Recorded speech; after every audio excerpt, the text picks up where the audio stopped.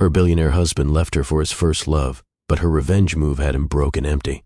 The door was half open. Through the gap, Dominic Vale stood frozen, watching his ex-wife Vivian wrapped around another man. Felix, the man who had been there all along. Vivian saw him standing there and smiled.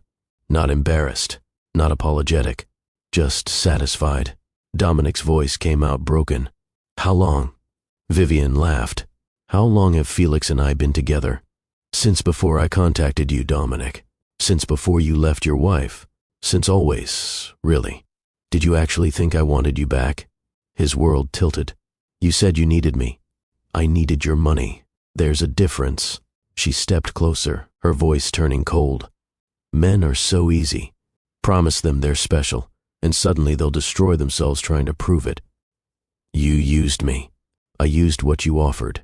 And your wife, Sienna, she made it remarkably easy. Gave me a complete dossier of your secrets, your debts, your failures. Everything I needed to control you." Dominic's legs nearly gave out. Why would she do that? Vivian's smile was cruel. "Because you destroyed her first. She just armed me and stepped back to watch you learn the hard way what you refused to learn through love. Now get out of my house. You've served your purpose." That moment of total destruction didn't happen overnight. It started 6 weeks earlier with a woman who loved a man too blind to see her worth. A billionaire who mistook being needed for being loved. And an envelope that would change everything. If you've ever loved someone who couldn't see what they had, if you've ever been left for someone who didn't deserve them, if you've ever had to let someone go so they could learn the hard way, then this story is for you. I'm Mr. Hearthline. This is a story about elegance, revenge, and the difference between being needed and being chosen. Hit that like button right now if you're ready for a story that will make you rethink everything you know about love and loyalty. And subscribe because we don't hold back here. We tell the truth, even when it hurts. Let's begin. Sienna Crane knew 3 weeks before her husband told her. A wife always knows. It's in the way he guards his phone, the distance in his touch, the distraction in his eyes when you're speaking, the careful way he suddenly mentions someone's name too casually, as if the casualness itself won't give away how much he's thinking about them. She was standing in their penthouse, floor-to-ceiling windows overlooking the Hudson River, Tribeca, 42nd floor, the kind of apartment that appeared in Architectural Digest with captions like "Power Couple's Urban Sanctuary." Everything was cream and gold and glass. Expensive, beautiful, cold. Sienna held a wine glass. Chateau Margaux, 1982. The kind of wine you drink when you're celebrating something or mourning, something or making a decision that will change everything. She was doing all three. Her reflection stared back at her from the darkened window. 34 years old. Dark hair cut in a sharp bob that framed elegant features. She wore silk loungewear that cost more than most people's. Monthly rent, but looked effortless. Sienna had always had that quality, making everything look easy, making luxury look natural, making strength look like grace. She ran her own art gallery in Soho, represented emerging artists who went on to show at the Whitney and the Guggenheim. She didn't need Dominic's money, had never needed it. That had been part of their story, the billionaire and the woman who couldn't be bought. Except now that story was ending. Behind her, in his study, Dominic was on another call. His voice carried through the open door. Low, careful, the tone he used when he didn't want to be overheard but couldn't help himself. I know it's complicated. Just give me a little more time. I promise I'll figure something out." Sienna took another sip of wine. She knew who he was talking to, had known for 3 weeks. Since the private investigator she'd hired sent the first report. Vivian Cross, the ghost, the first love, the woman who had shattered Dominic 5 years before Sienna met him, the woman who had left him for someone wealthier, someone more established, someone she thought was a better investment. That marriage had ended in scandal, divorce, public humiliation for Vivian when her husband left her for someone younger. And now, Vivian was back, reaching out to Dominic with carefully crafted messages about struggles and loneliness and mistakes she regretted. Sienna had read them all, had access to Dominic's messages because she'd always had his passwords, and he'd been too arrogant to think she'd ever use them. The messages were masterpieces of manipulation, vulnerable enough to pull at his savior complex, flattering enough to feed his ego, vague enough to keep him guessing. "I've been thinking about you, about us, About the life we could have had if I hadn't been so foolish. I'm in trouble, Dominic. Real trouble. And you're the only person I trust to help me. You were always the one who truly understood me. The one who saw me clearly. I threw that away, and I've regretted it every day since. Each message was a fishhook. And Dominic was biting. Sienna had options. She could confront him. Show him the evidence.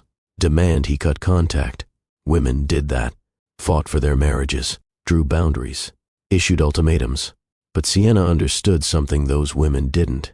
You couldn't compete for someone who'd already decided you weren't enough. You couldn't logic someone out of a choice their ego had already made. And you definitely couldn't make a man value what he'd already taken for granted. So she made a different choice. She would let him go. Let him walk straight into the trap he was too blind to see. And she would ensure that when Vivienne destroyed him, and she would destroy him, he would understand exactly what he'd lost and who had armed his enemy. Dominic ended his call, walked into the living room. He looked good. He always looked good. 6'2", salt and pepper hair styled perfectly. Tailored Tom Ford, even at home. The kind of man who appeared on Forbes' 30 Under 40 lists and gave TED Talks about disruption and innovation. He'd built his venture capital firm from nothing. Turned early investments in tech startups into billions. He was brilliant, driven, successful, and about to become the biggest fool in Manhattan. You're still up. He said it like it was a question, like he hadn't noticed her presence until he needed something from her. Couldn't sleep. Sienna's voice was smooth, warm even. She'd always been good at this, hiding what she felt behind what people expected to see. He moved to the bar, poured himself scotch. Macallan, 25. Another casual luxury in a life full of them. Sienna. We should talk. There it was. The opening. The moment he'd been building toward for weeks. She turned from the window, set down her wine glass with perfect precision. Of course. What's on your mind? Dominic didn't sit. Stood by the bar. Couldn't meet her eyes. Men never could when they were about to detonate someone's world. I got a call from Vivienne. She paused, waited. Sienna said nothing, just watched him. My ex-wife. I know who Vivienne is, darling. Sienna's voice carried just a hint of something sharp underneath the silk. You've mentioned her before. She's in trouble. His words came faster now. Rehearsed. Financial difficulties. Some legal complications. She reached out because she has no one else. No one she trusts. And you're telling me this because? Sienna already knew the answer. Wanted to hear him say it. Wanted him to commit fully so there'd be no taking it back later. Because I need to help her. Dominic finally looked at her. Guilt in his eyes, but determination too. The determination of a man who'd already decided and was just going through the motions of discussion. I'm moving back to the penthouse. The one Vivienne and I shared. Just temporarily. Just until she's stable. The room seemed to tilt. Not because Sienna was surprised. She'd known this was coming. But hearing it spoken aloud made it real. Made it a choice he was publicly making. A line he was crossing. Most women would have screamed. Sienna had seen it happen. The thrown glasses. The tears. The desperate why am I not enough. She'd watched friends dissolve into begging and ultimatums and threats that only push men further away. Sienna Crane was not most women. Instead, she smiled. Stood. Moved toward him with the grace of a dancer. When? She asked. Her voice steady as stone. When are you planning to leave? Dominic blinked. This wasn't the script he'd prepared for. Tonight. I told her I'd come tonight. She's waiting. Tonight. Sienna repeated the word like she was testing its weight. Well then, we should pack your things properly. You'll want to make a good impression. What? Confusion cracked his rehearsed composure. You're going to help Vivienne. The least I can do is ensure you arrive looking like the man she remembers. Sienna was already moving toward their bedroom. Come along, darling. We have work to do. He followed. Because men like Dominic always followed when women refused to perform the expected script. When the explosion they'd braced for never came. When grace replaced rage. Their master suite sprawled across the entire north wing. Windows overlooking the city. A California king bed they'd made love in countless times. Though now that Sienna thought about it, they hadn't touched each other in weeks, maybe months. The distance had grown so gradually she hadn't noticed when affection became routine, became obligation, became nothing. His closet was the size of most people's bedrooms. Custom built, cedar lined, organized by color and season and occasion. Sienna moved through it like she was selecting pieces for an exhibition, which in a way she was. Your navy Tom Ford suit. She pulled it from the rack, held it up to the light. Vivian always loved you in navy, said it matched your eyes. Remember? That charity gala where she couldn't stop touching your lapel. Dominic's face went pale. You don't have to do this. Do what? Help my husband pack? She folded the suit with hotel precision, placed it in his Louis Vuitton luggage, the luggage she'd given him for their second anniversary. I'm being supportive. Isn't that what wives do? She pulled shirts next. The white Brioni, the pale blue Ermenegildo Zegna, the charcoal Armani. Each one she'd helped him select. Each one she'd seen him wear to important meetings and intimate dinners and moments that had mattered. This tie. She held up silk. Hermes, deep burgundy. She gave you this one. Before I knew you existed. Before you were mine. You should definitely bring it. Nostalgia is powerful, don't you think? Every item was a surgical strike. Every selection a reminder of his past with Vivian, packaged with the elegance that defined everything Sienna touched. Sienna, please. His voice cracked. You're making this harder. She turned to face him fully. Harder for whom, Dominic? For you? She moved closer, close enough that he could smell her perfume. Chanel No. 5, the same scent she'd worn the night they met. Am I making it harder for you to abandon our marriage by refusing to fall apart? By not giving you the dramatic scene you need to feel better about what you're doing? That's not fair. No. What's not fair is you choosing a woman who already destroyed you once over a wife who's done nothing but support you. What's not fair is you mistaking her need for love and my strength for indifference. She stepped back, returned to packing. But life isn't fair, darling. You taught me that. With all your talks about disruption and creative destruction and how the market doesn't reward loyalty, she folded his cashmere sweaters. The gray one, the black one, the navy one Vivian had complimented repeatedly during their relationship. It might be cold where you're going.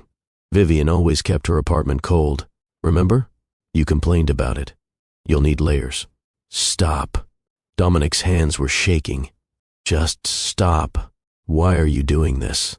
Why aren't you fighting? Why aren't you asking me to stay? Sienna zipped his suitcase.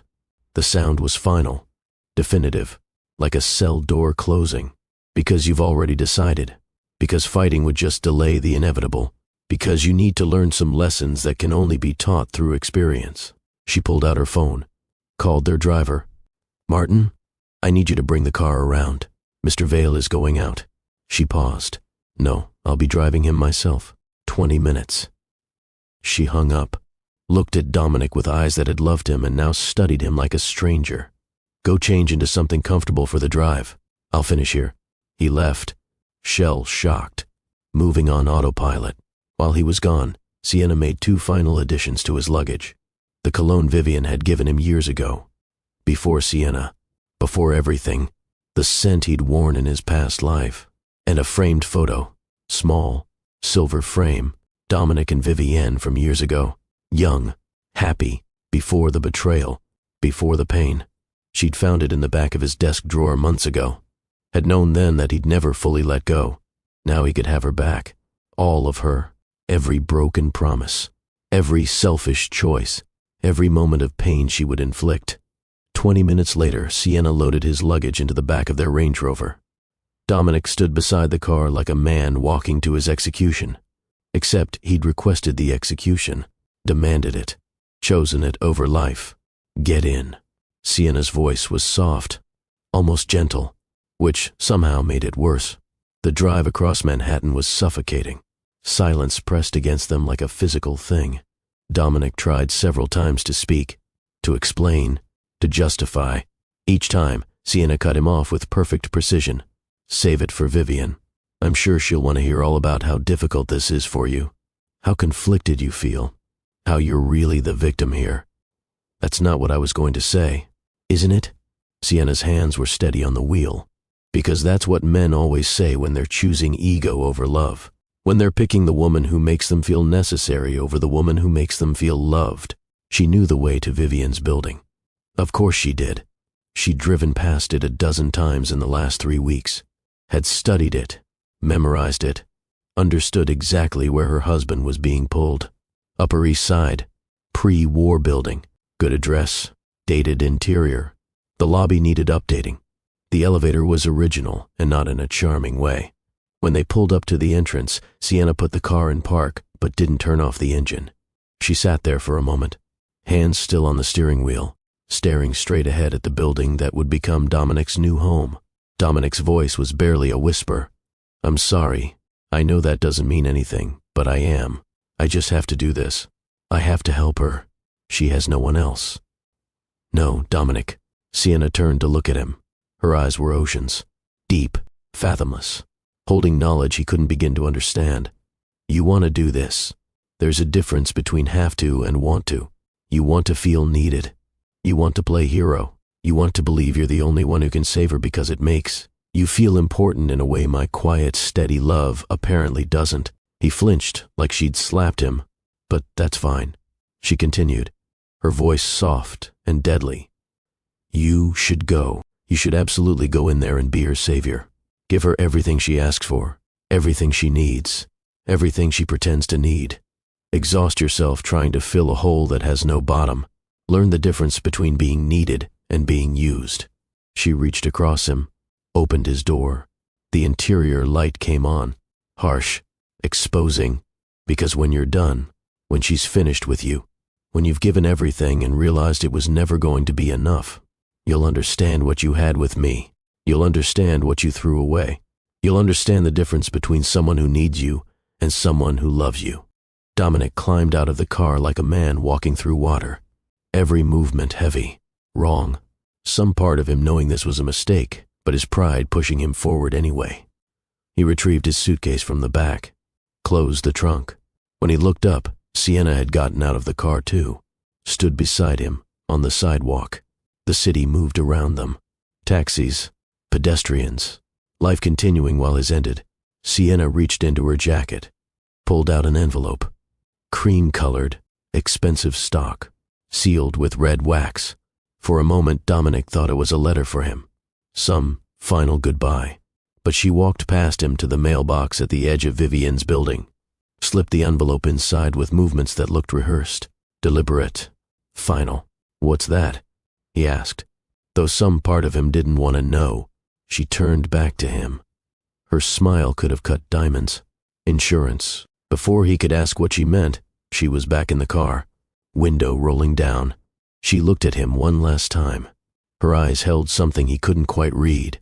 Not sadness, not anger, something else, something that looked almost like pity. "Goodbye, Dominic. I hope she's everything you remember. I hope she gives you everything you think you need. I hope you find exactly what you're looking for."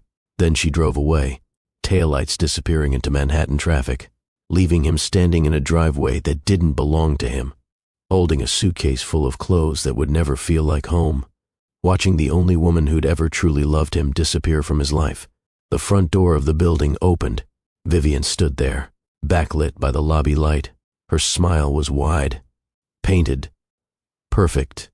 She wore a dress that was too tight, makeup that was too heavy, perfume that would be too strong. Everything about her was too much, too performed, too calculated. "Darling," she called out, her voice dripping honey and lies. "I've missed you so much. Come inside. Come home." Dominic picked up his suitcase, started walking toward her, toward the woman he thought he wanted, away from the woman he'd just destroyed. Each step felt heavier than the last, like walking through water, like some part of him knew this was wrong. But pride pushed him forward. He didn't look back. If he had, he might have seen Sienna's car stopped at the corner, might have seen her hands gripping the steering wheel so tight her knuckles had gone white, might have seen the single tear that escaped before she wiped it away with angry precision. But he didn't look back. Men like Dominic never did, too busy walking toward their own destruction to notice the devastation they left behind. Sienna sat at that corner for 5 full minutes, let herself feel it. The pain, the betrayal, the grief of watching someone you love choose so poorly. Then she wiped her eyes, straightened her spine, and drove home to a penthouse that would no longer carry the weight of Dominic's presence. She poured herself another glass of the Margot, put on Chopin nocturnes, the ones Dominic always found too melancholic, sat by the windows overlooking the city he'd just chosen Vivian in. And she smiled, because in 48 hours or less, Dominic Vale would understand the difference between a woman who loved him and a woman who used him. And by then, the trap she'd set would have closed so completely he'd have nowhere to go but back. Whether she'd let him in was another question entirely. Inside that envelope in Vivian's mailbox was everything Vivian would need to destroy him. Financial records showing debts Dominic had hidden, failed investments he'd concealed, business decisions that could ruin him if exposed, vulnerabilities he thought were buried, and a note in Sienna's elegant script. Since you want him so desperately, you should know exactly what you're getting. Consider this a gift from one woman to another. All the leverage you'll need to control him completely. Use it wisely. He's all yours now. Flaws, secrets, debts, and all. May you get everything you deserve from him. Sienna had compiled it over 3 weeks, while Dominic thought she was oblivious. While he'd been sneaking calls and hiding messages and thinking he was so clever, she'd been gathering ammunition, not for herself, for Vivian. Because Sienna understood something Dominic didn't. Vivian was a user, a manipulator, a woman who saw people as tools, and given the right weapons, she would dismantle Dominic piece by piece. Sienna had handed her the weapons. Now she would watch from a distance as the man who'd taken her for granted learned what it meant to be with someone who didn't love you at all. Meanwhile, Dominic stood in Vivian's apartment. It felt wrong immediately. Too quiet, too cold. The walls were bare where his and Sienna's home had been filled with art and photographs and life. The air smelled stale, unlived in, temporary, nothing like home. This is the guest room. Vivian showed him to a sparse bedroom, generic furniture, bare walls, a window overlooking a courtyard full of dead plants and broken concrete. You'll sleep here until we figure things out. Until we figure things out. The phrase was careful, distant. No invitation to her bed. No suggestion of intimacy. Just boundaries. Dominic set his suitcase down, looked around the room that felt like a hotel, like a place you stayed but never lived. I'm so glad you're here. Vivian's hand touched his arm. Light. Performative. You have no idea how much I need you. The words should have felt good, should have validated his choice. Instead, they felt hollow, empty, wrong. Get some rest, she said. We have a lot to discuss tomorrow. So many problems to solve. So much I need your help with. She left him alone. Her footsteps fading down the hallway. Dominic sat on the edge of the unfamiliar bed, pulled out his phone. Sienna's number stared back at him from the screen. His thumb hovered over it. What would he say? I made a mistake felt too small. Come get me sounded pathetic. I love you was true, but meaningless after what he'd done. He didn't call, put the phone down, lay back on the bed, stared at the ceiling, at water stains that formed patterns like maps to nowhere, and wondered why victory felt so much like defeat, why getting what he thought he wanted left him feeling empty, why the need he'd chased felt nothing like the love he'd abandoned. Downstairs he heard movement, Vivian retrieving her mail. He heard the mailbox open, close, then footsteps, quick, purposeful, moving toward somewhere else in the apartment. She'd found the envelope. Vivian stood in her kitchen, hands shaking slightly as she read.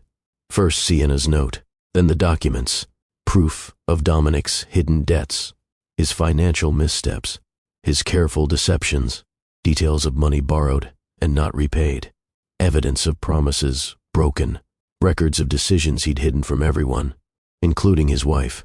A slow smile spread across her face. This was better than she'd hoped. This was perfect. She'd wanted Dominic back for practical reasons, not romantic ones. She needed his help, his resources, his connections, needed someone to solve her problems while she focused on what mattered to her, on Felix. But this documentation, these secrets, this leverage, this gave her complete control. She could keep Dominic exactly where she wanted him, doing exactly what she needed, with no chance of escape. She pulled out her phone, called Felix. He answered on the second ring, voice thick with sleep. "It's done," Vivian said softly, excitement thrumming under her words. "He's here, and it's going to be even easier than we thought." "The wife made trouble?" Felix asked, more awake now, interested. "The wife." Vivian looked at Sienna's note again, appreciation flickering. "Gave us a gift, handed me everything I need to keep him in line. Every secret, every mistake, every piece of leverage we could want. Smart woman. Smart enough to know exactly what you are." Felix's voice carried grudging respect. "Smart enough to let me destroy him for her." Vivian agreed. "She's handing him over gift, wrapped with instructions on where to hurt him most." She hung up, tucked the documents into her safe, handling them carefully, like the precious weapons they were. Then she climbed the stairs to check on her new house guest. She found him still dressed, still lying on top of the covers, staring at the ceiling like it held answers. "Can't sleep?" she asked from the doorway, voice sugary sweet, concern dripping from every word. "Just thinking about her." Vivian let hurt creep into her voice. About Sienna. It was performance, but he wouldn't know that. Alex didn't answer, didn't need to. The guilt on his face said everything. Vivian walked into the room, sat on the edge of the bed, placed a manicured hand on his arm. Her touch was cold, despite the warm room. "She'll be fine, Dominic. Women like her always are. They're survivors. She'll move on. She probably already has someone waiting." The suggestion landed exactly as intended. Dominic flinched, jealousy and insecurity flaring in his eyes. "I know," he said quietly. Though he didn't know anything, "That's what worries me." Vivian's smile was hidden in the darkness. "Don't worry about her. Worry about us. Worry about rebuilding what we lost. Worry about being the man I need you to be." She paused. "You are going to be that man, aren't you? You're not going to disappoint me again." There was something in her tone, something he couldn't identify. It sounded almost like a threat wrapped in velvet, like love with teeth, like sweetness with poison underneath. "I'll be whatever you need," he said, "because that's what men say when they're trying to convince themselves they made the right choice. I know you will." Vivian patted his arm like he was a good dog. "Now get some rest. Tomorrow we have a lot to discuss, so much to plan, so much you're going to help me with." She left him alone again. As her footsteps faded, Dominic closed his eyes. Tried to remember why he'd wanted this so badly. Tried to remember what about Vivian had pulled him away from Sienna. Tried to recall the feeling that had made abandoning his marriage seem reasonable. All he could see was Sienna's face as she'd driven away, the calm in her eyes, the absolute control in her posture, the smile that said she knew something he didn't, that said she'd already seen how this would end. That envelope she'd placed in the mailbox. Insurance, she'd called it. Insurance against what? What had she given Vivian? What power had she handed over? Sleep didn't come easily. When it finally did, his dreams were haunted. Two women, one who'd loved him completely, one who'd never loved him at all. By morning, both truths would become impossible to ignore. Dominic woke to the smell of coffee and voices drifting up from downstairs. For a disoriented moment he expected to see Sienna beside him, expected their bedroom with its familiar walls and her collection of art books on the nightstand, expected the soft morning light filtering through curtains she'd chosen. Instead, he found himself in a sparse guest room, generic furniture, curtains that didn't quite block the harsh morning sun. Reality crashed back. He'd left. He was at Vivian's. He'd chosen this. The voices downstairs grew clearer as sleep faded. Vivian's laugh, high, performative, followed by a deeper male voice he didn't recognize. Dominic dressed quickly in yesterday's clothes. Hadn't thought to bring enough. Hadn't planned beyond the romantic notion of reunion. Made his way downstairs following the sound. Vivian stood at the counter in a silk robe, pouring coffee into expensive cups that didn't match the rundown state of the rest of the apartment. Across from her sat a man Dominic's age, maybe slightly younger, dressed in Brioni, wearing a Rolex that cost more than most people's cars.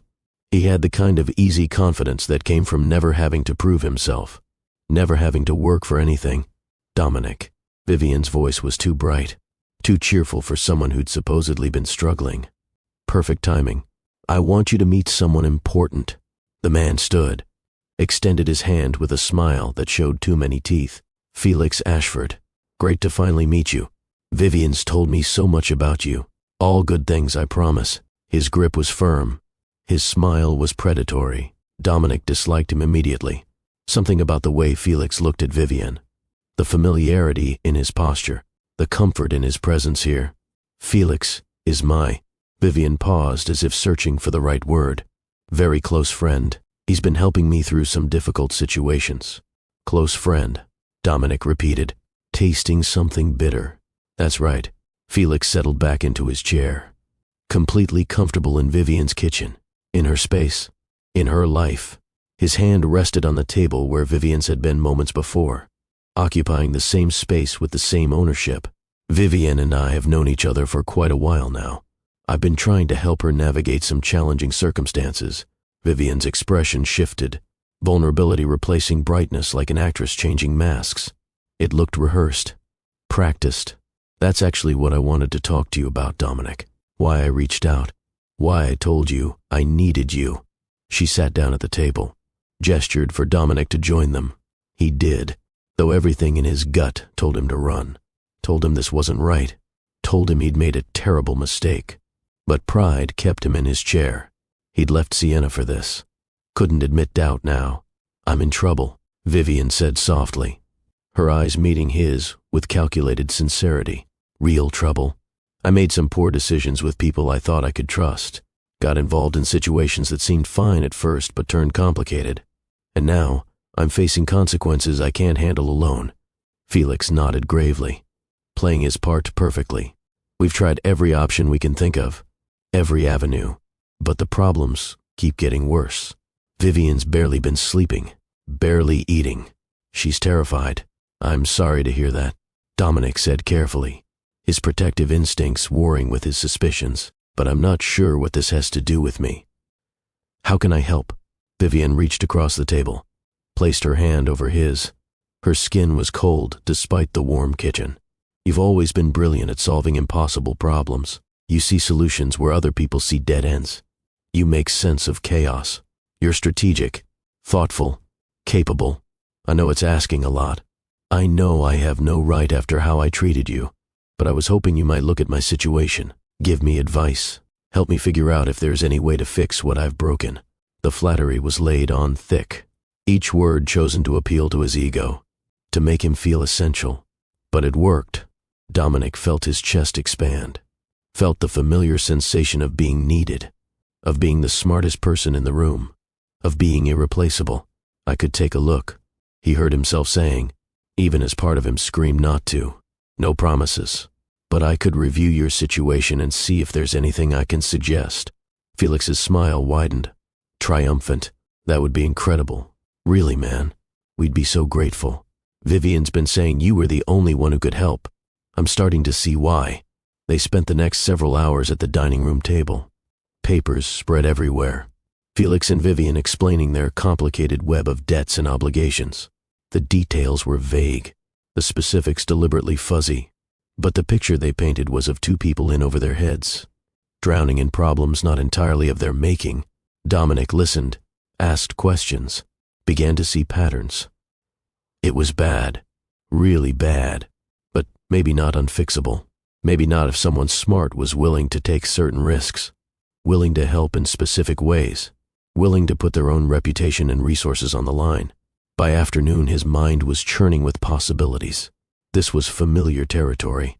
Problem solving, being essential, being the hero. He'd forgotten how good it felt to be desperately needed rather than quietly appreciated. As Felix gathered his papers to leave, Dominic caught fragments of conversation at the door. Low voices, but words carried. Knew he'd bite. Felix's voice. "Easier than we thought. Exactly as planned." Vivian's laugh.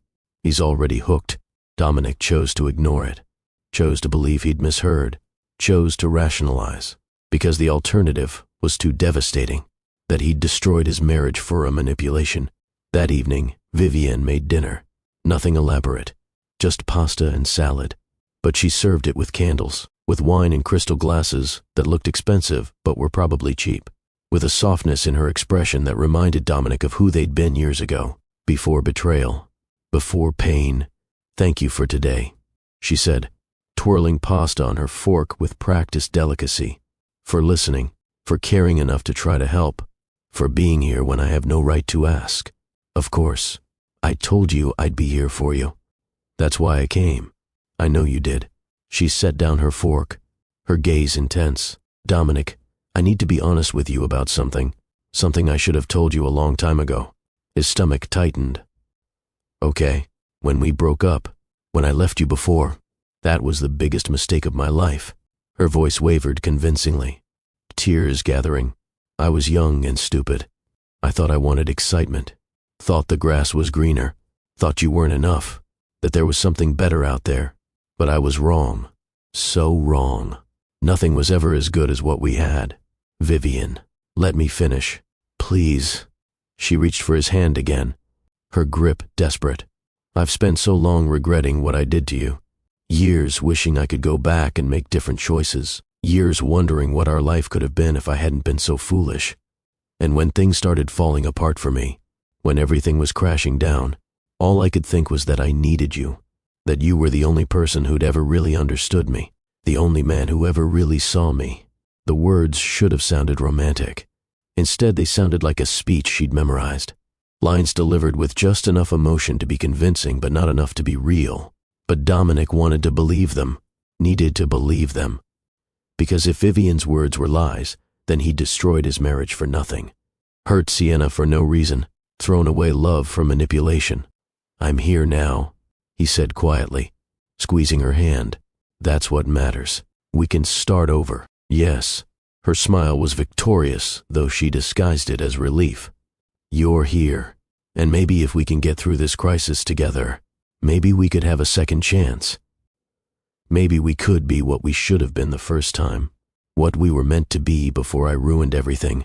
His heart beat faster, with hope, with possibility, with the seductive lie that mistakes could be undone. "You really mean that?" "I do." She stood, walked around the table, stood beside his chair. Her fingers traced along his shoulder, his neck, familiar patterns from years ago, muscle memory. "But I need to know you're really here, Dominic, really committed, not just to helping with my problems, but to us, to me, to building something real." He tilted his head back to look at her. "How do I prove that?" She bent down, her lips close to his ear, her breath deliberately warm. "Help me. Show me that I was right to believe in you. Show me that you're the man I always knew you could be. Do that, and I'll be yours again, completely, the way it should have been all along." Every alarm in his head should have been screaming. Every instinct should have told him this was manipulation, that he was being played, that her words were crafted to hook into his ego and vanity. But his ego was louder than his instincts. His vanity drowned out reason. "I'll do it," he said, committing without knowing what he was committing to. "I'll help you, whatever it takes." Her smile was hidden in his hair as she held him, her expression triumphant where he couldn't see. "I knew you would. You've always been my hero." Upstairs in her safe sat Sienna's envelope, the insurance policy that would keep Dominic in line if he tried to back out, if he started to see through the performance. But Vivian didn't think she'd need it yet. Men like Dominic controlled themselves, really. You just had to point them in the right direction and let their ego do the rest. That night, when Dominic reached for her in the darkness, when his hands found her waist and his lips sought her neck with the familiarity of someone who'd been here before, Vivian turned away. Cold, absolute. "Not yet," she whispered, her voice carrying just enough regret to sound authentic. "When things are fixed, when you've proven yourself, when you've shown me I can trust you not to disappoint me again, then we'll have everything." He lay awake beside her cold back, staring at the ceiling, wondering why achieving what he wanted felt so hollow, why being needed felt more like being used. Across town in her mother's guest room, Sienna lay awake too. She'd driven to her childhood home after leaving Dominic, couldn't bear the empty penthouse yet. Her mother had been waiting, arms open, no questions, just love. Now Sienna stared at her own ceiling, knowing exactly what was happening in Vivian's apartment. She'd predicted every move, anticipated every manipulation, understood the game being played because she'd researched Vivian thoroughly, knew her patterns, her methods, her cruelty. Tomorrow, Sienna would start putting her own life back together, would remember who she was before she became Dominic's wife, before she made herself smaller to make him feel bigger. But tonight she let herself imagine the moment when Dominic would finally understand, when the scales would fall, when he'd see Vivian for what she was, see himself for what he'd become. It would hurt him, destroy him probably, break something that might never heal. And a small dark part of Sienna's heart whispered, good. Let him learn. Let him suffer. Let him understand what it means to give everything and receive nothing. The trap was closing, and Dominic Hopkins was too blind to see the bars. Days blurred together in Vivian's apartment, each one bleeding into the next with uncomfortable familiarity that never quite became comfort. Dominic threw himself into helping, spending hours analyzing her problems, making calls to contacts who might help, mapping out solutions to situations that became more complex the deeper he dug. The more he investigated, the more questions emerged, decisions that made no sense, choices that seemed designed to create problems rather than solve them, arrangements that benefited everyone except Vivian. But whenever he raised concerns, whenever he pointed out inconsistencies or questioned the narrative, Vivian had explanations ready. I trusted the wrong advisor, she'd say, eyes filling with tears. I was pressured into bad decisions by people who took advantage of my vulnerability. I was naive. They exploited me. And Dominic would feel guilty for doubting her, feel like he was kicking her when she was down, feel like he was being the kind of man who didn't trust women. So he stopped asking difficult questions, focused on finding solutions instead, on being the hero she claimed to need. It was during this time that the small cruelties began, subtle at first, so subtle Dominic almost missed them. Are you wearing that? Vivian asked one morning as he came down for coffee. Her tone was light, almost playful. But there was an edge beneath it. What's wrong with it? Nothing, I suppose. If you're not worried about looking your best, if you don't care about making a good impression. But you look. She paused as if searching for a kind word. Sloppy, like you've given up on yourself. Dominic looked down at his shirt. Sienna had picked it out, had said it brought out his eyes, had told him he looked handsome in it. Now it felt wrong, shabby, inadequate. He went back upstairs and changed. When he came down in a different shirt, Vivian smiled with approval. Much better. You should trust my judgment on these things, Dominic. I know what works. Melissa clearly didn't teach you anything about style. The mention of Sienna felt like a slap. But Dominic said nothing, drank his coffee, pretended the criticism didn't sting. The next day she commented on how he loaded the dishwasher. That's not how it's done. Honestly, did no one ever teach you anything? Then it was how he folded towels, how he parked the car, how he chewed his food, how he breathed too loudly at night. Each correction delivered with a laugh, as if joking, as if all in good fun, as if she was just trying to help him improve. But the criticisms accumulated, each one small enough to dismiss alone. Together they formed a toxin that seeped into his confidence. Each comment chipped away at his self-worth, left him constantly second-guessing, constantly inadequate, constantly failing tests he didn't know he was taking. Felix's presence became more frequent, more intrusive, more obviously territorial. He'd show up for breakfast, stay through lunch, linger into evening.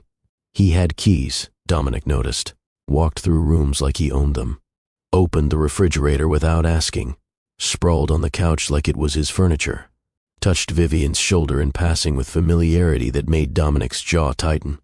Felix is just affectionate with everyone, Vivian explained when Dominic finally mentioned it. It's how some people are. You wouldn't understand. You're too uptight, too rigid. The criticism embedded in the explanation wasn't lost on Dominic. Another flaw added to the growing list. The comparisons started innocuously enough, small observations that built into relentless pattern.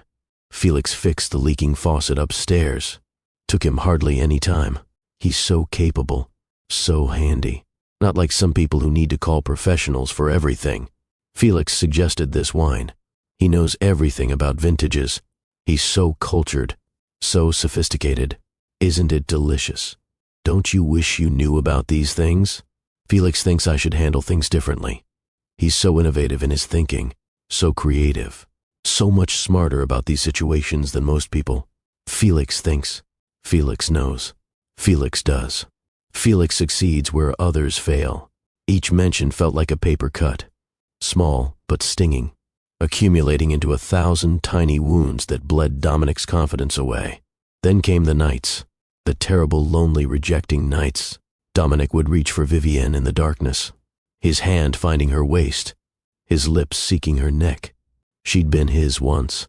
That muscle memory remained. Not tonight, Dominic. Her voice flat, dismissive. I'm exhausted. I can't deal with this right now. Why are you always so needy? Tomorrow then. Maybe tomorrow we could. We'll see. Maybe when you've made more progress helping me. Maybe when there's something to celebrate.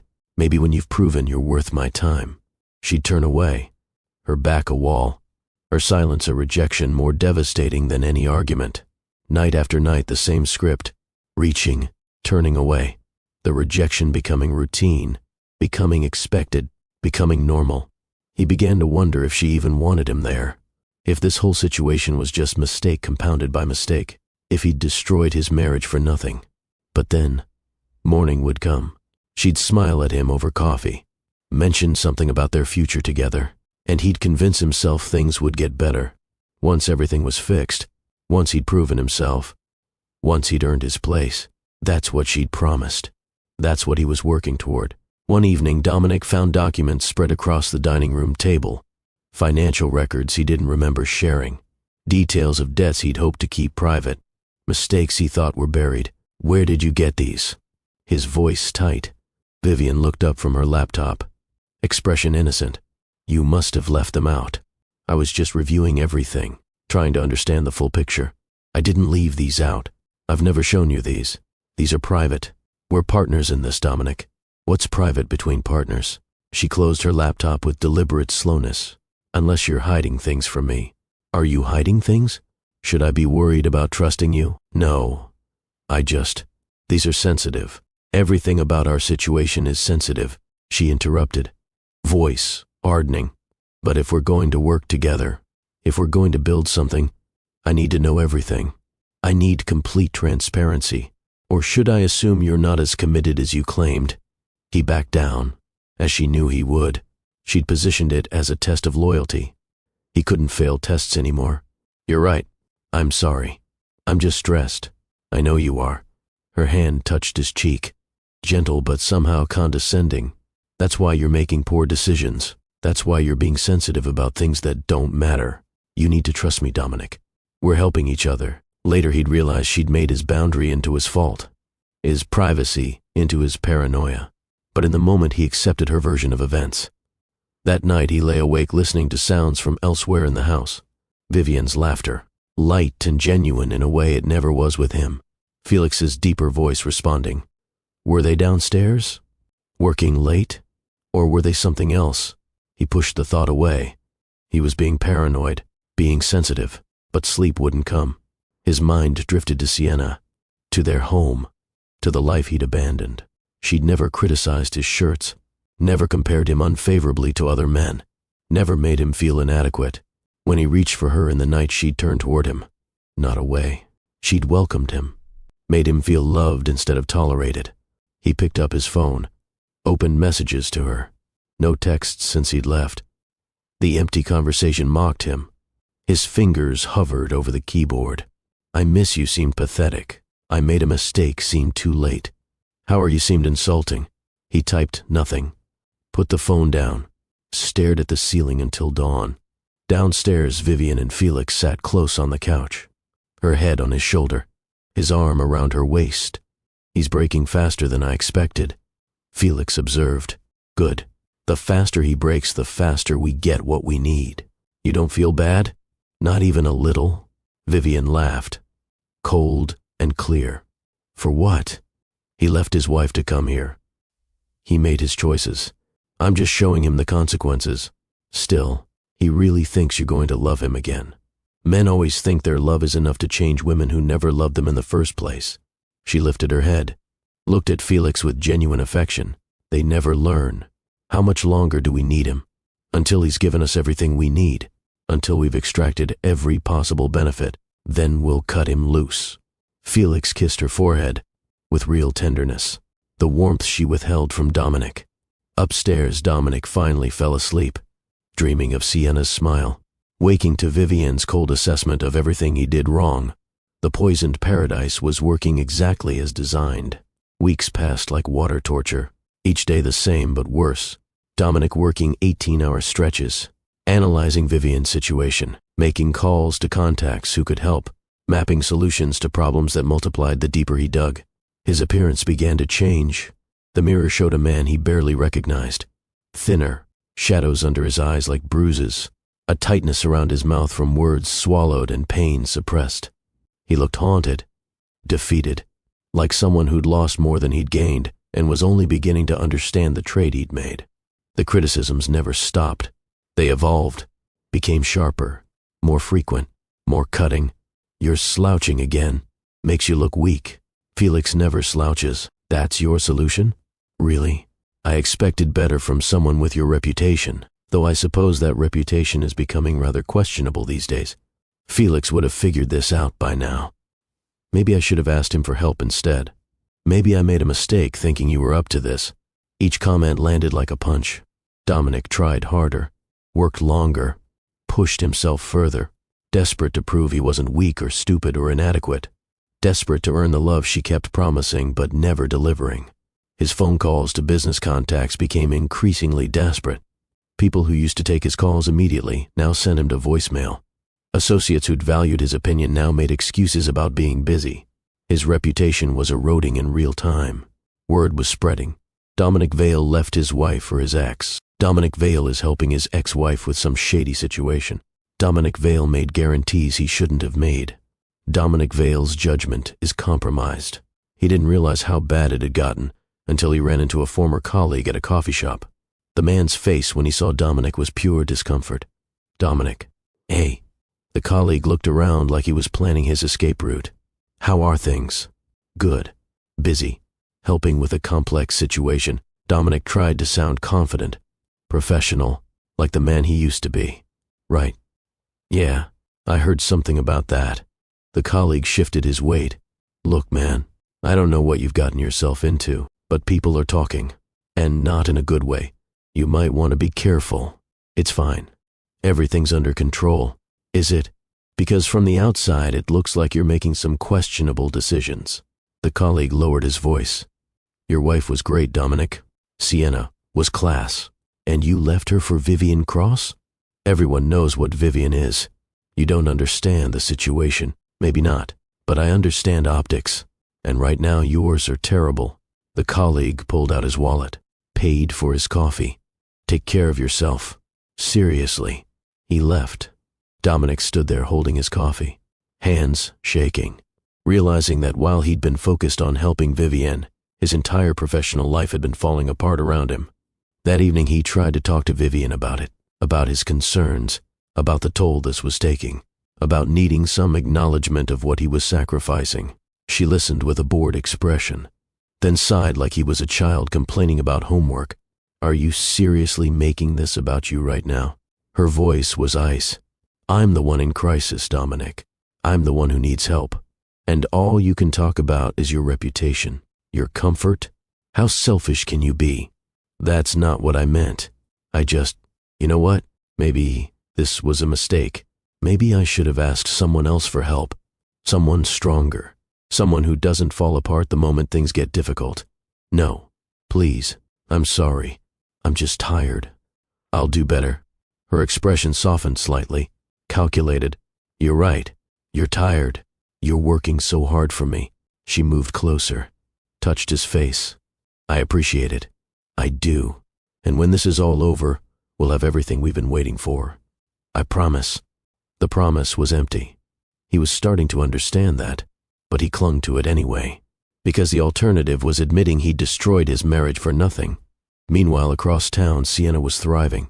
She'd moved back into the penthouse, reclaimed the space, made it hers in a way it had never quite been when Dominic lived there.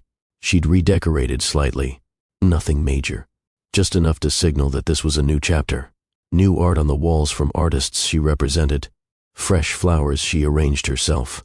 Books she'd always wanted to read but never had time for when she was managing Dominic's needs. Her gallery was flourishing. A show she'd curated got written up in the Times. 3 pieces about emerging female artists redefining contemporary portraiture. The opening had been packed. Sales were strong. Her reputation in the art world was growing. She'd joined a pottery class, something she'd always wanted to try. Her hands covered in clay, creating something beautiful from nothing. The metaphor wasn't lost on her. Her friends had rallied. Women who'd watched her subsume herself in her marriage now celebrated her rediscovery. Girls' nights, book clubs, yoga classes, long brunches where they talked about art and ambition and everything except Dominic, though occasionally his name would come up. Always with pity. "Have you heard from him?" Her best friend Corinne asked over wine one evening. "No, nothing." Sienna swirled her glass, watching the legs form and fall. "I don't expect to. You really think Vivienne will destroy him?" "I know she will. I gave her the blueprint. Do you ever regret that? Arming her like that?" Sienna considered the question. Honest, no.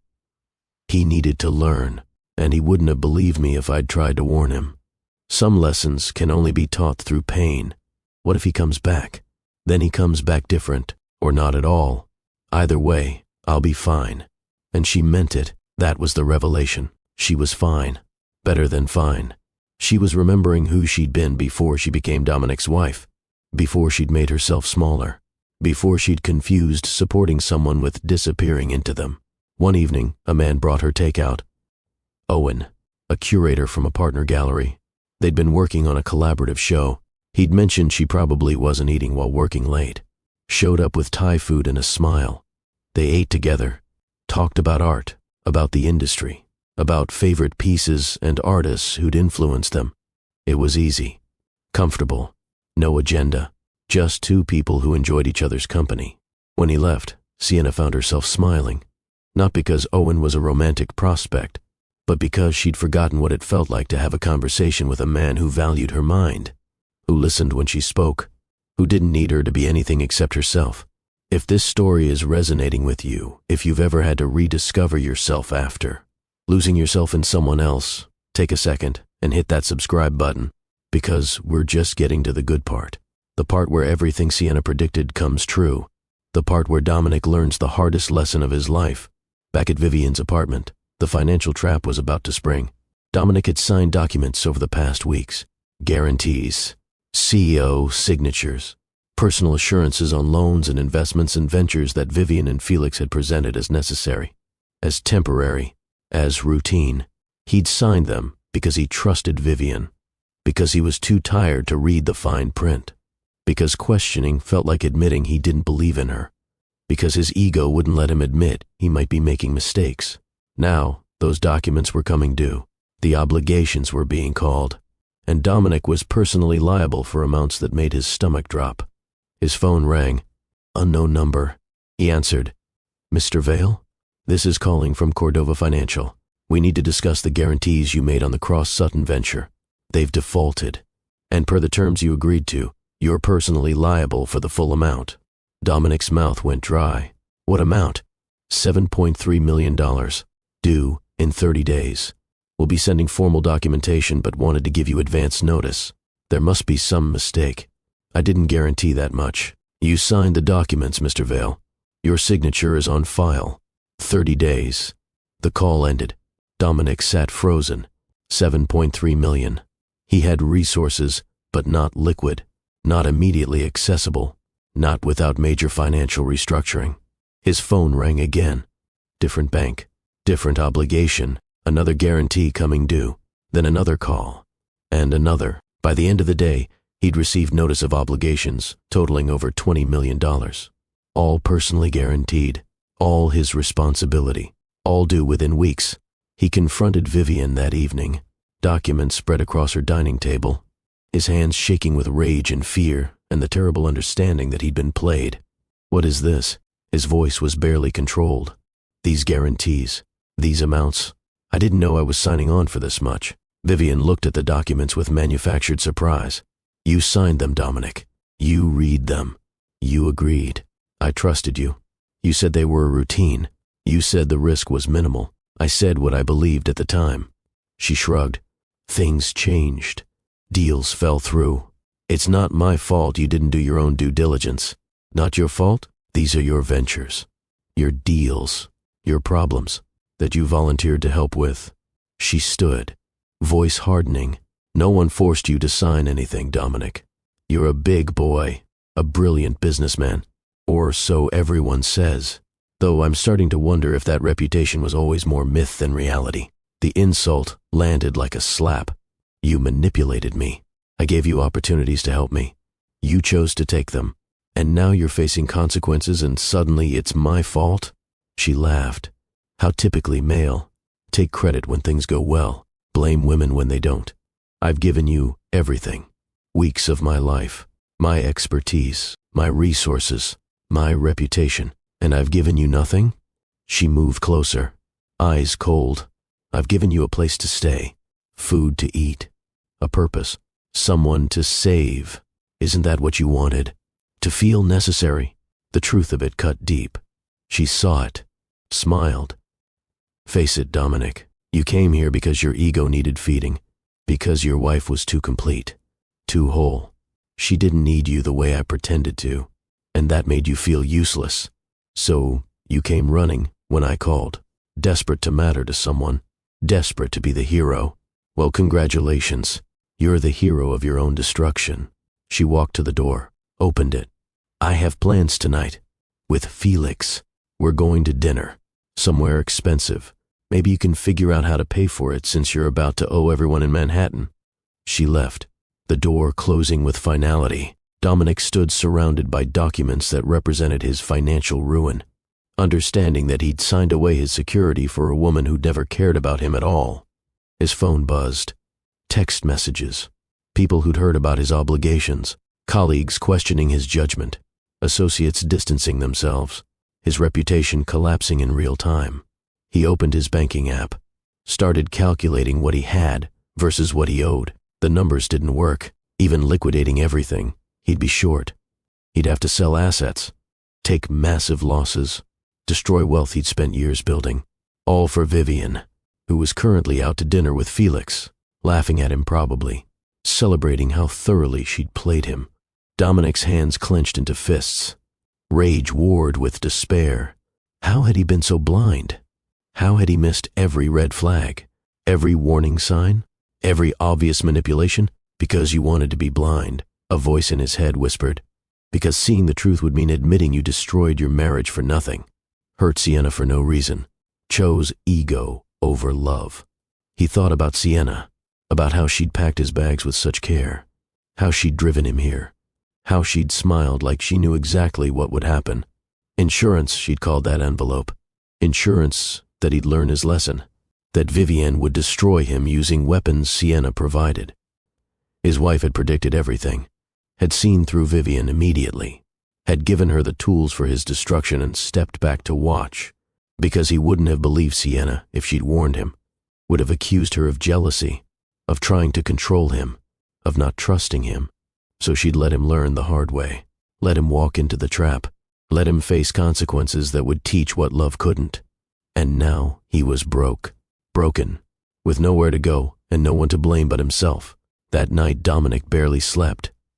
Every time he closed his eyes he saw numbers, debts, obligations, the mathematical proof of his stupidity. When he did sleep, nightmares came. Vivian's laughter, Felix's smug smile, Sienna's face as she'd driven away, that knowing look that said she'd already seen this ending. Morning came harsh and unforgiving. Vivian returned just after dawn. She didn't explain where she'd been, didn't apologize for leaving, just made coffee like nothing had happened.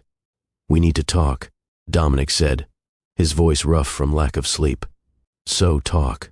She didn't look at him, scrolled through her phone while the coffee brewed. I can't cover these obligations, not all of them, not without destroying everything I've built. That sounds like a you problem, Vivienne. These are your ventures, your deals. You need to help me figure out how to restructure this. She finally looked up, expression bored. Why would I do that? Because I helped you. Because you asked me to. And you did. Very helpful. Thank you. She poured coffee. 1 cup. Didn't offer him any. But your signatures are on those documents, Dominic, not mine. Your guarantees, your obligations, your problem. You used me. I used what you offered. There's a difference. She sipped her coffee, savored it. You volunteered to be the hero. I just let you. Gave you problems to solve. Made you feel important. Stroked your ego exactly how you needed. And you ate it up. Why? His voice broke on the word. If you never wanted me, if this was always about using me, why go through all this? Because I could. Simple as that. She set down her cup. Because Felix and I needed help with some ventures. Because you have money and connections. Because you're easy to manipulate. She smiled. And because watching prideful men realize they're nothing special is surprisingly satisfying. Felix. Dominic's stomach clenched. How long have you two been together? The whole time. Before I contacted you. During everything. Always.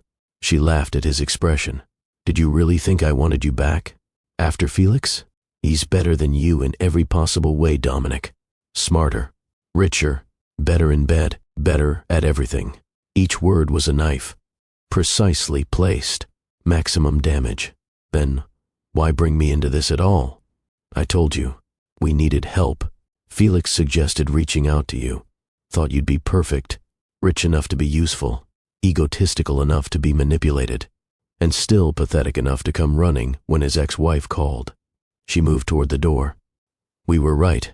You performed exactly as predicted. I loved you. The confession came out broken. Pathetic. No. You loved the idea of being needed. You loved feeling superior to someone who'd rejected you once. You loved proving you were the bigger person, the hero, the savior. She opened the door. But you never loved me. You don't even know me. You love a fantasy. And now that fantasy is going to cost you everything. Where are you going? Out, away from you. She paused in the doorway. I want you gone by the time I get back. Out of my apartment. Out of my life. You've served your purpose. Felix and I are done with you. And if I refuse, she pulled out her phone.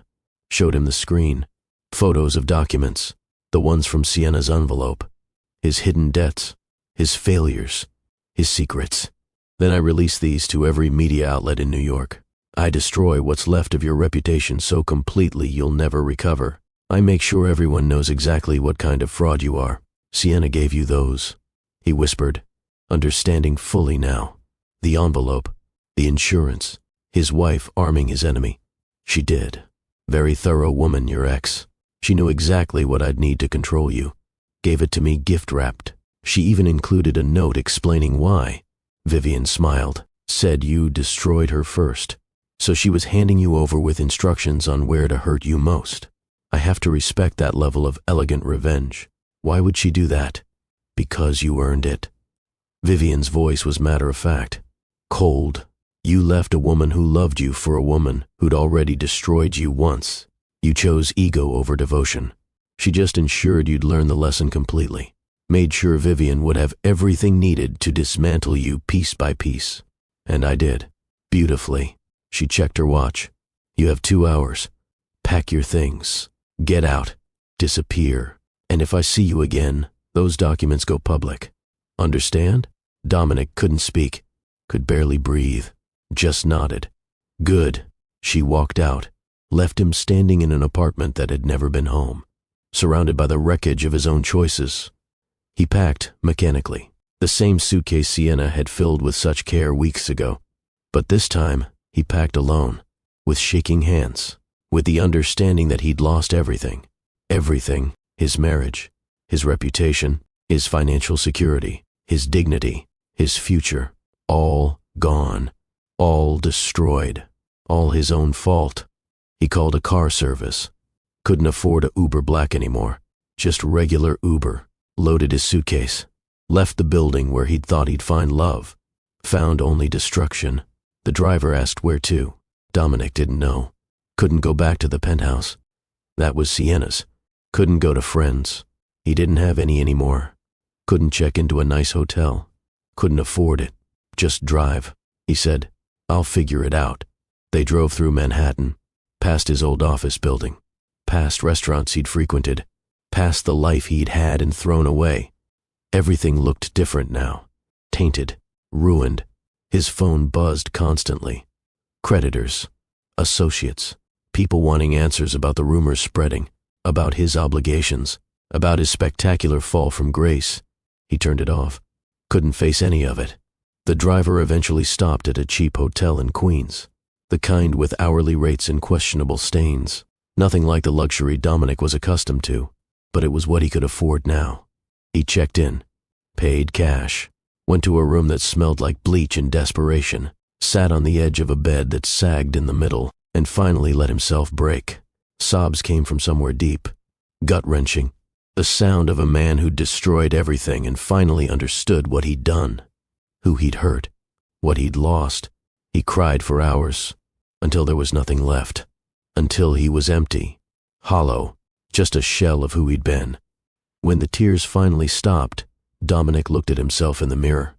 The man staring back was a stranger, broken, pathetic, everything he'd never wanted to be. His phone was still off. He turned it back on. The messages were overwhelming, but one number wasn't there. Sienna. Nothing from her. Not a single text. Not a call. Just silence. The silence was worse than anything, because it meant she'd moved on, meant she was fine without him, meant he'd been so easy to replace, to forget. You've been watching for almost an hour now. If this story is making you feel something, drop a comment about what you'd do in Sienna's position. Would you take him back? Would you let him suffer? Would you forget? Let me know. And hit that like button if you're Team Sienna, because what happens next is going to blow your mind. Days became weeks. Dominic lived in that cheap hotel. Couldn't afford better. His accounts were frozen. His assets tied up in legal proceedings. Creditors circling like sharks. He was functionally broke. All his billions trapped in structures and investments he couldn't liquidate fast enough. He found work where he could, consulting for a fraction of what he used to charge. Small projects for people who either didn't know about his fall or were willing to overlook it for cheap expertise. It was humiliating, degrading. A man who'd run billion-dollar deals now helping small businesses with basic strategy. But it was survival. Barely. The social destruction was worse than the financial. His name had become a punchline, a cautionary tale, a meme. Don't pull a Dominic Vale became shorthand for catastrophically stupid relationship decisions. He heard it everywhere. At coffee shops, at the gym, strangers discussing his downfall like it was entertainment. Did you hear about Dominic Vale? Left his perfect wife for his ex, got completely played, lost everything. What an idiot. Everyone knew what Vivian Cross was. Everyone except him, apparently. His wife was too good for him anyway. Sienna Crane is thriving now. Saw her at a gallery opening. Looked amazing, happy, free. The gossip was constant, inescapable. Everywhere he went, people recognized him. Some with pity, most with judgment. A few with outright mockery. His mother called once. The conversation was brief, painful. "I'm ashamed of you." Her voice was cold, disappointed in a way that cut deeper than anger. "Sienna was the best thing that ever happened to you, and you threw her away for that woman. For ego. For stupidity. Don't call me until you've figured out how to fix what you've broken. If it can even be fixed." She hung up. Dominic stared at his phone. Even his own mother had chosen Sienna's side. Not that there were sides, there was just right and wrong. And Dominic had been catastrophically wrong. His sister texted, more compassionate but equally brutal. "Sienna called me. She's heartbroken but handling it with more grace than you deserve. What were you thinking? Actually, don't answer. I don't want to hear your excuses. Just know you did this. You chose this. This is who you are now." Even his sister, even family, everyone had seen what Sienna was worth. Everyone except him. He tried reaching out to former colleagues, people he'd mentored, helped, given opportunities. Most didn't answer. The few who did were carefully neutral, professionally distant. "Dominic, I don't think we should work together right now. Maybe later. Much later. Later." That polite word that meant never. That gentle phrase that meant lose my number. One evening, desperate for human connection, Dominic went to a bar he used to frequent. The bartender recognized him. Something changed in his expression. Not quite pity, not quite judgment. Something in between. A woman sat down next to him, mid-30s, professional looking. She ordered a drink, glanced at him, did a double take. "You're Dominic Vale." Not a question. An accusation. Yeah, the guy who left Melissa Sienna Swift for his ex-wife. The one who got played. Her name is Sienna Crane. He corrected quietly. "And yeah, that's me." She sipped her drink, studied him. "I know Sienna. We're in the same professional network. She's doing really well, better than she has in years. Good. She deserves to be happy." "Yeah, she does." The woman's voice was cold. "You know what everyone says? That she's finally free, finally has time for herself, finally stopped making herself small for a man who couldn't see what he had."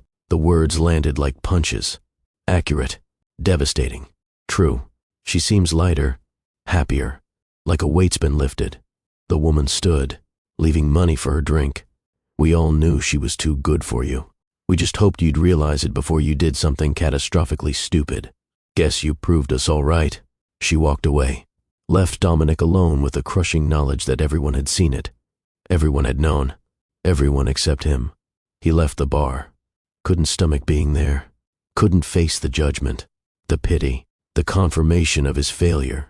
That night in his terrible hotel room, Dominic scrolled through social media, saw updates from his old life, friends at events he'd no longer be invited to, colleagues celebrating successes he'd never be part of, the world continuing beautifully without him.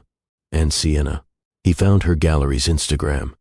New show, new artists, reviews praising her curation, her eye, her ability to discover talent, photos of her at openings, smiling, radiant, free. In one photo, she stood with a man, Owen. The caption said, "Collaborative curator." They were laughing at something off camera. Comfortable, easy, the way Dominic and Sienna used to be before he'd stopped appreciating her. Jealousy flared hot and sharp, then shame. He had no right, no claim, no standing to feel anything about who Sienna spent time with. He'd given up that right when he'd chosen Vivienne, but God, it hurt, seeing her thrive, seeing her happy, seeing her better off without him, because that was the truth he'd been avoiding. Sienna didn't need him, had never needed him. She'd chosen to be with him, and when he'd proven himself unworthy of that choice, she'd chosen herself instead, had done the hard work of healing alone, had built a life that functioned perfectly without his presence. That made going back terrifying, because he wouldn't be returning as her equal, as the successful billionaire who'd swept her into a glamorous life. He'd be returning as a broken man, begging for mercy he didn't deserve, asking to be chosen by a woman who no longer needed to choose anyone. But the alternative was impossible. Living in this purgatory, this half-life of regret and isolation, this existence where every moment reminded him of what he'd lost and who he'd hurt and how spectacularly he'd failed. Weeks turned into a month, then 6 weeks. Dominic worked, saved, tried to rebuild some fragment of financial stability. It was slow, painful, humbling, but gradually he was able to move from the hotel to a studio apartment. Small, modest, nothing like his former life.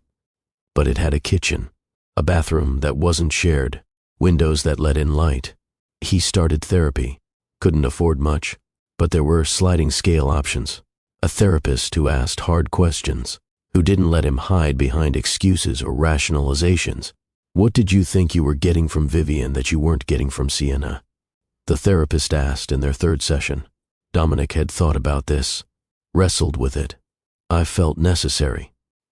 Vivienne needed me. Sienna was so complete, so capable. I felt like an accessory in her life, not essential. And that bothered you? More than it should have, he admitted. I built my identity on being the one with answers, the problem solver, the hero. Sienna didn't need saving, didn't need me to fix her or rescue her or complete her. She was whole on her own. So you chose someone who needed you over someone who loved you. The words hit like a physical blow.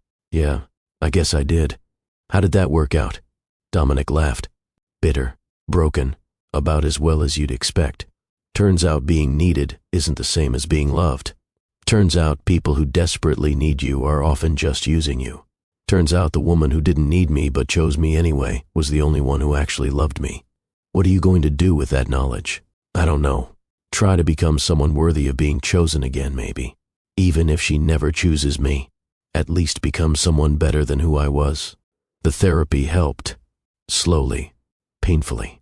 He was starting to understand his patterns, his ego, his need for external validation, the way he'd confused being necessary with being valued. Through all of it, one thought circled obsessively. Sienna. She was the center of gravity he couldn't escape. The North Star he'd abandoned and now desperately wanted to find his way back to. He drove past the penthouse sometimes. Couldn't help himself. Sat in his beat-up used car several blocks away, watching windows glow golden. Once he saw her silhouette, moving with that grace that made everything she did look effortless. She looked fine, happy, complete. The realization was devastating and clarifying. Sienna didn't need him to be whole. She'd done the hard work of healing, had built a life that functioned beautifully without him, had found strength in his absence rather than weakness. That made going back terrifying, because he had nothing to offer.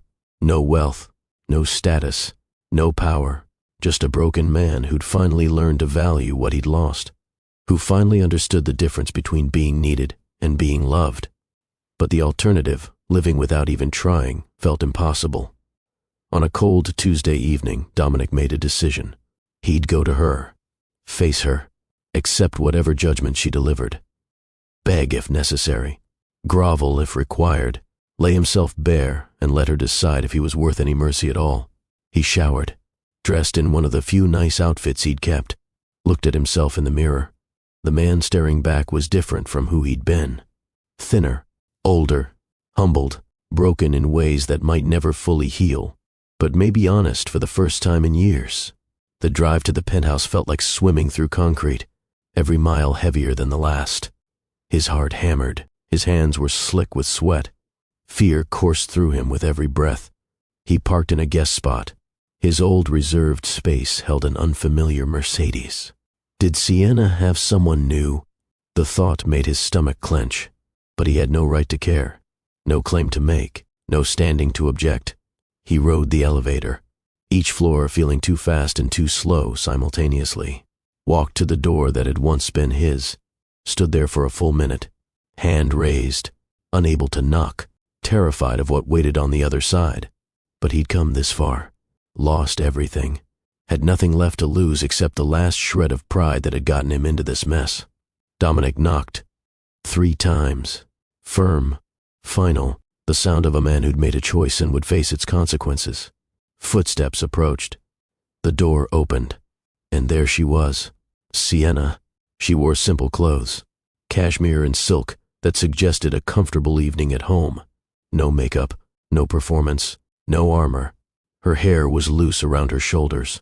She looked like herself in a way she hadn't in the final months of their marriage. She looked free, and she wasn't surprised to see him.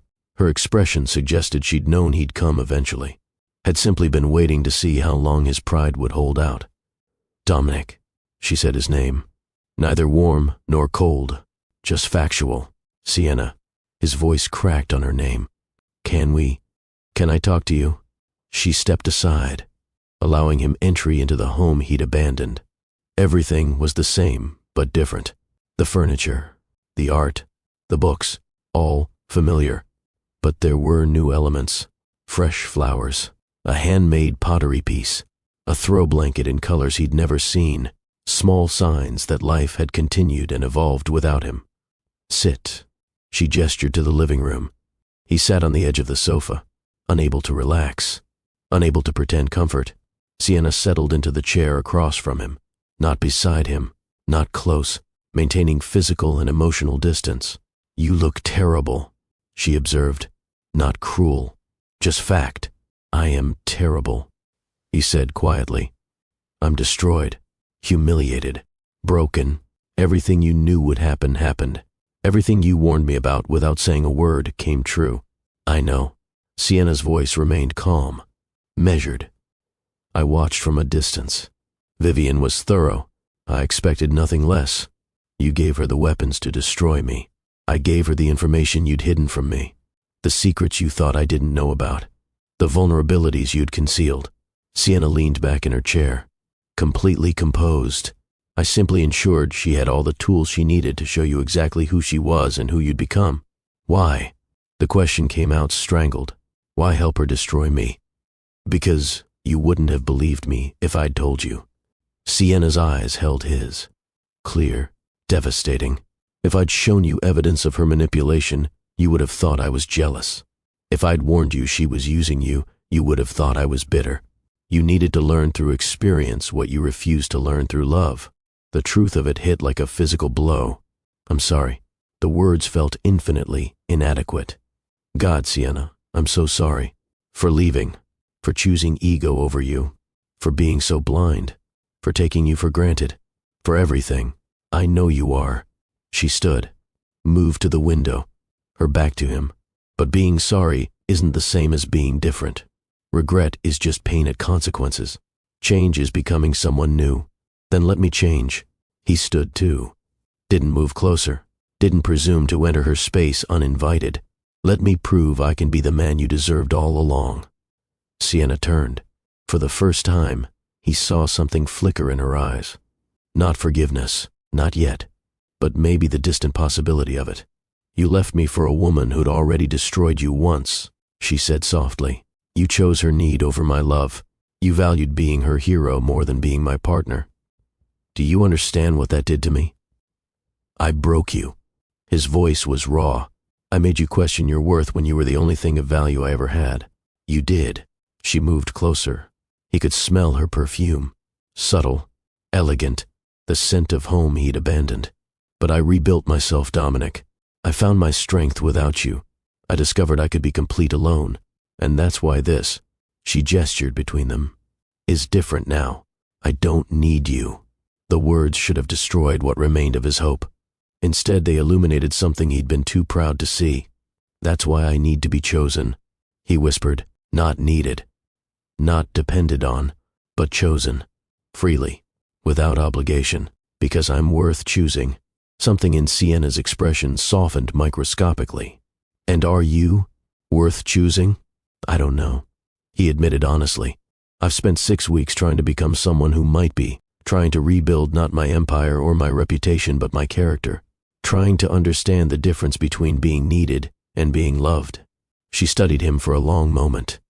He felt dissected under her gaze, examined for truth, assessed for authenticity. I kept your clothes, she said finally. The non sequitur confused him until she continued. They're still in your closet in the master bedroom. I couldn't bring myself to donate them or throw them away. Hope flared. Dangerous and painful. Does that mean? It means I'm a practical woman who saw no reason to waste perfectly good clothing. But her eyes held something warmer, something that looked almost like possibility. It doesn't mean you get to wear them here. Not yet. Maybe not ever. Sienna. She held up a hand, stopping him. If, and this is a massive if, Dominic, if you want any part of my life again, it will be on my terms, not yours, never yours again. You will earn every moment of my time.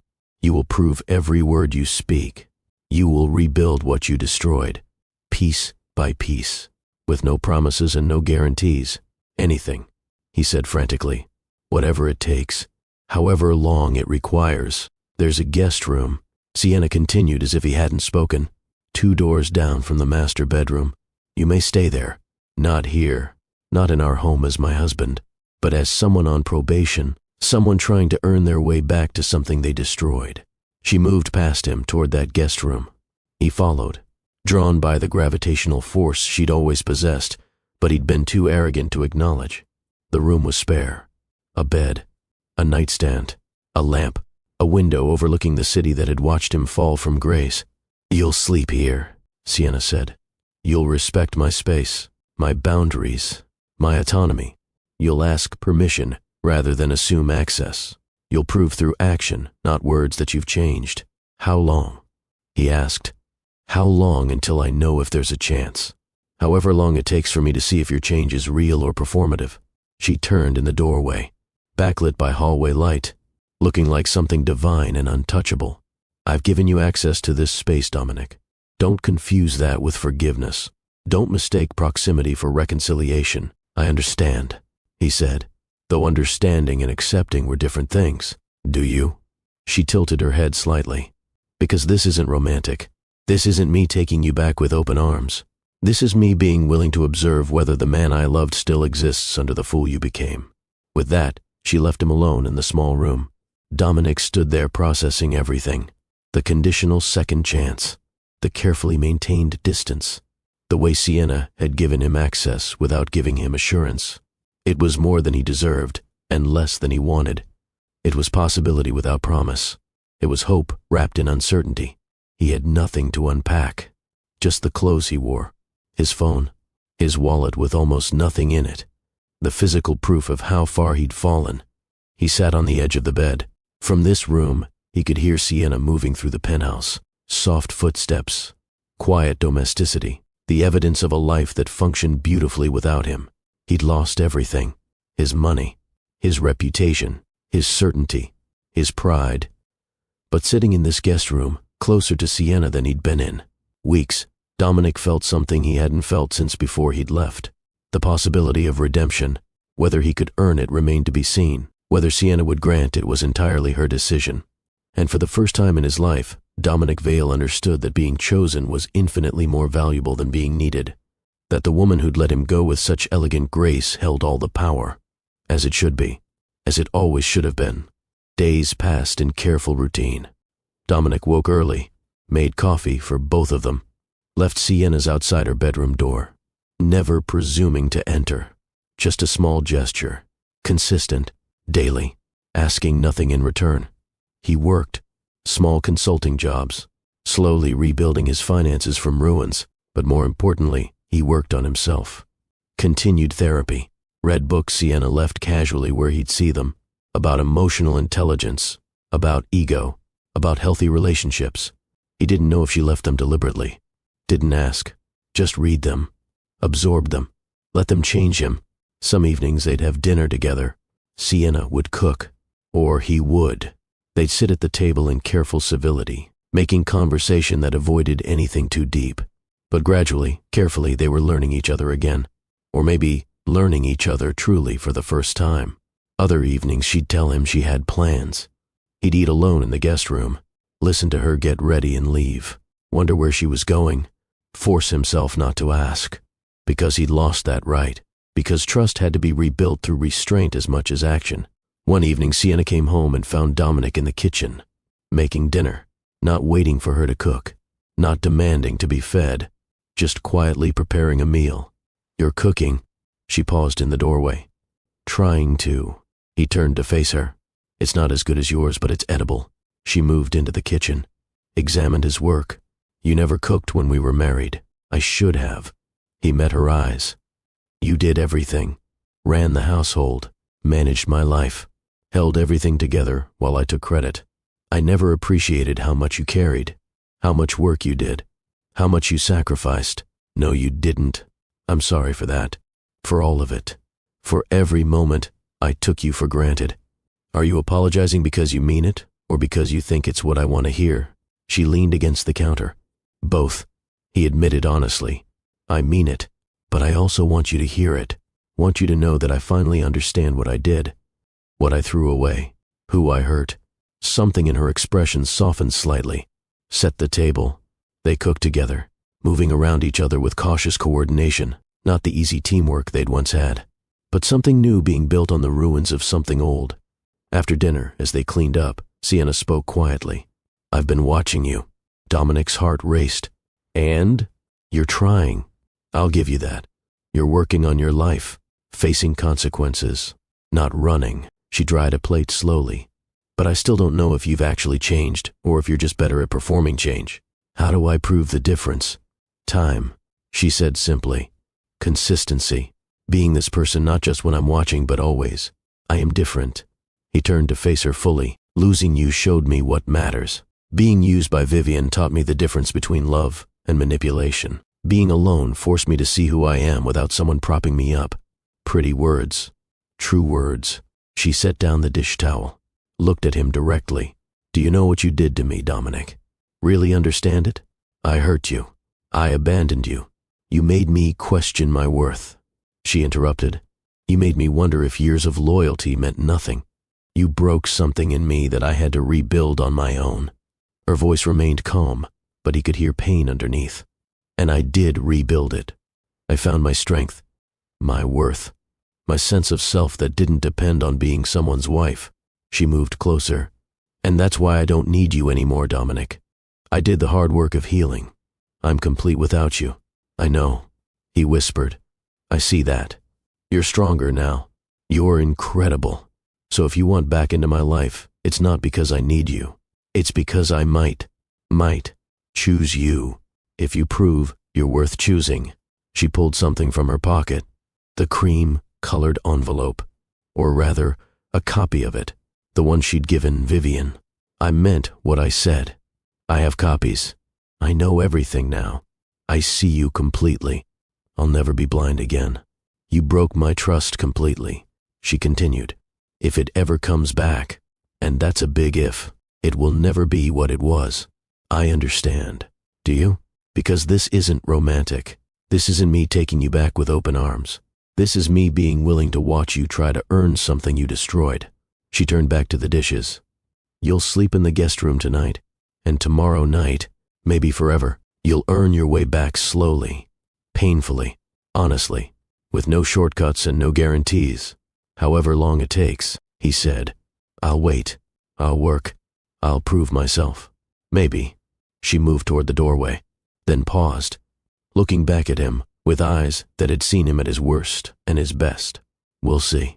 Then she was gone, heading to her bedroom, leaving him with hope and the terrible weight of knowing he'd have to earn every moment of what came next. Dominic finished cleaning, returned to the guest room, lay in the small bed. He could hear Sienna in her room, living her life parallel to his but separate from it. It wasn't romantic. It wasn't a happy ending. It was just a beginning, a chance, a maybe. And for the first time since he'd left, Dominic understood that maybe was more than he deserved. He fell asleep not in comfort, but in purpose. Tomorrow, he'd keep rebuilding, keep trying, keep proving that the man Sienna had loved still existed somewhere under the fool he'd become. Whether it would be enough, only time would tell. Whether Sienna would ever truly choose him again remained uncertain. But he was here, closer to her than he'd been in months, given a chance he absolutely didn't deserve, by a woman who'd turned his betrayal into his education, his abandonment into his awakening. Sienna lay in her room, staring at the ceiling, listening to Dominic settle into sleep down the hall. She'd known he'd come back, known he'd be broken, known he'd been. What she didn't know yet was whether breaking had actually changed him, or if he was just another man who mistook consequences for lessons, pain for growth, regret for transformation. Time would tell, and she had all the time in the world, because she'd learned something important, something his leaving had taught her. She didn't need him to complete her, which meant she could choose him if he proved worth choosing, or not, and either way, she'd be fine. That was the power he'd given her by leaving, the knowledge that she could survive without him, thrive without him, be whole without him. Now he'd have to prove he deserved to be chosen anyway, prove that love offered freely was more valuable than need demanded desperately, prove that he finally understood the difference. Maybe he would, maybe he wouldn't, but either way, Sienna Crane would be exactly what she'd become in his absence. Strong, whole, free, complete. And if Dominic Vale wanted back into that life, he'd have to earn it. Every single day, with no guarantees, no promises, no assurances, just the possibility that a woman who'd been undervalued might choose to love again. If the man proved he'd learned to value what he'd lost, Sienna allowed herself a small smile in the darkness. She'd orchestrated everything, given Vivian the weapons, stepped back to watch, let Dominic destroy himself, let him learn through devastation what he'd refused to learn through devotion. And now he was back, humbled, broken, changed, maybe. Time would reveal the truth. And Sienna had nothing but time, nothing but patience, nothing but the quiet power of a woman who'd stopped begging and started choosing. The story wasn't over, it was just beginning. On her terms, in her time, by her rules, as it should be, as it always should have been. So let me ask you something. What would you do? If someone who destroyed you came back broken, begging for another chance, would you give it? Would you make them earn it like Sienna? Or would you close the door forever? Drop your answer in the comments. I want to know. Because this is more than a story. This is a question we all face. About forgiveness, about second chances, about whether people really change or just get better at pretending. If this story moved you, if it made you think, if it reminded you of your own worth, then do me a favor. Hit that like button right now. Smash it. Because stories like this need to be told. Women like Sienna need to be celebrated. And men like Dominic need to understand that being needed isn't the same as being loved. Subscribe to Mr. Hearthline Stories. Turn on those notifications. Because we don't just tell stories here. We tell the truth. About love. About loss. About ego and grace. And the price of taking someone for granted. Share this with someone who needs to hear it. Someone who's been undervalued. Someone who's wondering if they should take back someone who left. Someone who needs to remember their worth. And remember this. Being chosen by someone who doesn't need you is worth infinitely more than being needed by someone who doesn't love you. Never settle for being someone's necessity when you could be someone's choice. Dominic Vale learned that lesson the hardest way possible. Through loss. Through humiliation. Through consequences that stripped away everything except truth. Sienna Crane taught it with elegance, with patience, with the quiet power of a woman who refused to beg, who armed her enemy and stepped back to watch, who let a man destroy himself rather than exhaust herself trying to save him from his own ego. That's strength. That's wisdom. That's the kind of love that knows when to hold on and when to let go, when to fight and when to step back and let consequences teach what words never could. So choose yourself first, always. Love people who see your worth. Value those who choose you freely. And if someone takes you for granted, let them learn what life looks like without you. Let them understand through absence what they refuse to appreciate through presence. Because sometimes the most loving thing you can do is let someone go. Let them make their mistakes. Let them face their consequences. Let them learn. And if they come back different, truly different, then you get to decide. On your terms, in your time, with your power. Just like Sienna, the queen who smiled while her kingdom burned, who packed her king's bags with grace, who drove him to his destruction with elegance, who armed his enemy and stepped back to watch him learn. That's the story. That's the lesson. That's the truth about love and ego and the price of undervaluing someone extraordinary. I'm Mr. Hearthline. Thanks for watching. Thanks for listening. Thanks for being here. Now go choose yourself. Go value yourself. Go be the Sienna in your own story. And I'll see you in the next one.